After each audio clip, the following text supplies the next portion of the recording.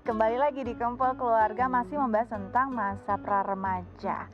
Anti Jo, tadi kita sempat ngobrol sedikit ya, bahwa ternyata Marsha ini udah mulai, tadi narsum kita udah mulai punya teman baik. Iya. Ya. Masalah teman baik ini, kadang ada yang baik, kadang ada yang juga yang akhirnya jadi kayaknya orang tua merasa terebut gitu ya. Karena kayaknya anakku kalau ngomong sama best friend-nya ini bisa panjang lebar, sedangkan di masa remaja saat ngobrol sama orang tua kayaknya singkat-singkat saja gitu ya. Ini wajar terjadi ya, Anti. Dan bagaimana menjelaskan kondisi ini? Apakah akan berlangsung lama gitu? Iya.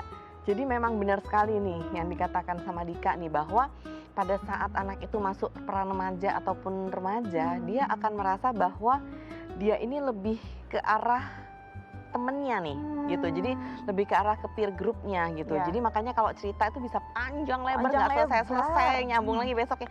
Tapi kalau diajak bicara sama orang tuanya singkat-singkat gitu ya, misalnya contohnya ya biasa aja, nggak tahu ya gitu deh gitu kan ya. Terus emang kenapa gitu? Kalimat yang sering ya. Iya, itu udah kayak kamus-kamusnya pra-remaja itu. Pra-remaja. Begitu, nah sehingga kadang kita orang tua merasa, ih kok kayak gitu sih, maksudnya kok pas anak-anak disuruh cerita bisa banyak, tapi sekarang begitu masuk pra-remaja ceritanya jadi pelit gitu. Terus kemudian pada saat apalagi kita ngelihat bahwa ih tapi kalau cerita sama temennya bisa panjang, kenapa sih gitu, kadang kita merasa agak tersingkir gitu ya.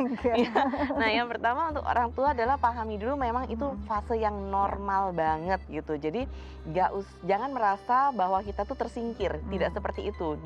Mereka tidak bermaksud menyingkirkan kita, tapi ya memang itulah dunianya, dimana dia merasakan keasikan untuk bisa berbagi cerita, berbagi pengalaman dan perasaannya dengan teman-teman yang sebaya dengan dia, yang merupakan teman-teman yang dekat sama dia gitu. Nah itu yang pertama. Nah yang kedua, kita bisa lihat bahwa kalaupun kita ingin sharing atau bertanya kepada anak kita yang berada di usia remaja, nah caranya harus dibedakan nih dengan cara pada saat kita bertanya pada masa anak-anak. Kalau pada masa anak-anak kan kita bisa tuh bertanya misalnya apa, kapan, siapa, di mana, dan dia bisa menjawab dengan lengkap gitu ya. Tapi pada saat remaja kalau kita tanya kenapa, itu udah males duluan dianya. Iya benar.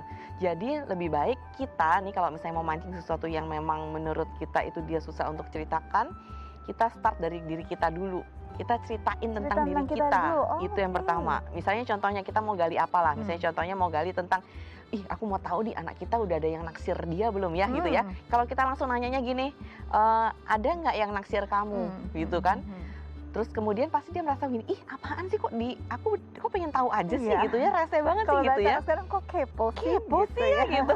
Dia nggak suka gitu karena dan temennya yang ada di peernya coba kita observasi dan perhatikan, mereka nggak akan ada pertanyaan-pertanyaan kayak gitu. Mereka tuh cenderung mendengar dan merespon dengan cerita juga. Nah ini harus kita copy ke kita gitu. Jadi kita cerita juga tentang kita. Nanti kalau itu memang pas bagi dia, dia akan cerita ke kita dengan panjang lebar gitu. Itu yang pertama. Terus yang kedua, kalau memang kita nggak punya cerita tentang itu misalnya ya, kita bisa angkat dari hal-hal yang happening gitu, yang terjadi saat ini. Misalnya contohnya berita-berita yang ada di Line Today, di sosmed gitu ya, kita angkat berkaitan dengan yang kita tahu. Jadi nggak nanya langsung ke dia, tapi yang kita pengen tahu dari dia apa, kita cari di sosmed atau cari di berita happening, itu yang kita angkat. Nanti dia akan keluarin tuh cerita dari dia.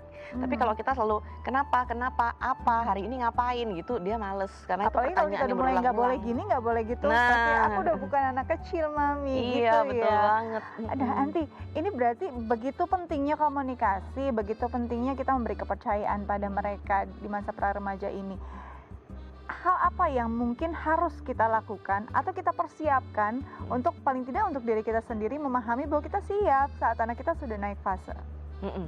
Yang pertama adalah tadi kita pahami dulu tentang tahap perkembangan remaja, itu penting banget ya. Bisa misalnya cari di beberapa referensi ataupun dengan sering-sering aja nonton acara kumpul keluarga seperti ini itu paling ya. penting kayaknya Itu paling bagus. Apalagi kalau nonton sama anaknya ya. Nah, iya, nontonnya bareng satu keluarga. Jadi kan bagus tuh. Jadi bisa ngebahasnya juga bersama-sama gitu. Itu yang pertama. Nah, ya setelah memahami, ya memang kita menerima diri anak kita itu apa adanya. Bahwa mereka berada di fase pra-remaja dan remaja dengan dinamikanya seperti itu.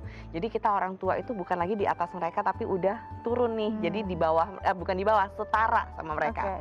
Setara itu artinya berarti ya kita kalau ngobrol sebagai temennya gitu. Jadi bukan lagi sebagai atas bawahan gitu. Bukan lagi yang kamu harus gini, kamu harus gitu, enggak. Tapi kita lebih ke arah ngasih kepercayaan gitu.